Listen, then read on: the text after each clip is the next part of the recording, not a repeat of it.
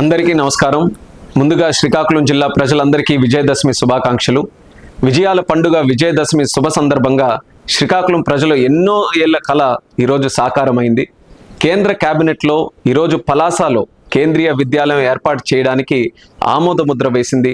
నేను ఎంపీగా ఉన్నప్పటి నుంచి మన పలాస ప్రాంతంలో కేంద్రీయ విద్యాలయం ఏర్పాటు చేయడం కోసం ఎంతో కృషి చేశాను. ఈ ప్రాంతంలో ముఖ్యంగా ఆర్మీలో పనిచేసిన వాళ్ళు ఉన్నారు, కేంద్ర ప్రభుత్వం తాలూకు ఉద్యోగులు ఉన్నారు, రైల్వేస్లో పనిచేసిన వాళ్ళు ఎక్కువ మంది ఉన్నారు. నేడు వాళ్ళందరికీ కూడా ఉపయోగపడేలా పలాసలో కేంద్రీయ విద్యాలయం ఏర్పాటు చేయడం అనేది నాకు ఎంతో ఆనందంగా ఉందని మీకు తెలియజేసుకుంటున్నాను.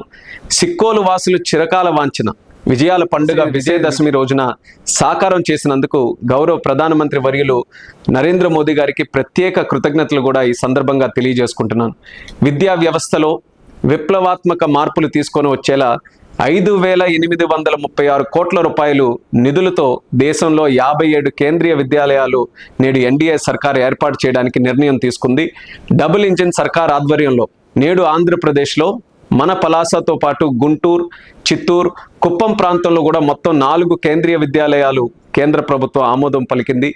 వ్యవస్థలో మనం చూసుకుంటే ఎన్నో మార్పులు తీసుకొని వచ్చి నాణ్యమైన విద్యను మరింత ఉన్నతంగా అందించాలని రాష్ట్ర ముఖ్యమంత్రి వర్యులు చంద్రబాబు నాయుడు గారు, అలాగే మన విద్యాశాఖ మంత్రి అన్న లోకేష్ అన్న గారు అహర్నిశలు కూడా శ్రమిస్తూ నేడు ఈ కేంద్రీయ విద్యాలయాలు ఆంధ్రప్రదేశ్లో ఏర్పాటు చేయడానికి చాలా కీలకమైనటువంటి పాత్ర పోషించారు.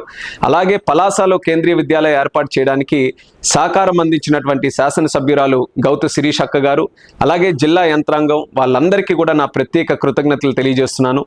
రానున్న రోజుల్లో కూటమి ప్రభుత్వం ఆధ్వర్యంలో శ్రీకాకుళం జిల్లా, ఆంధ్రప్రదేశ్ రాష్ట్రం మరింత అభివృద్ధి చేసే విధంగా మేమందరం కూడా కృషి చేస్తామని కూడా తెలియజేస్తున్నాను.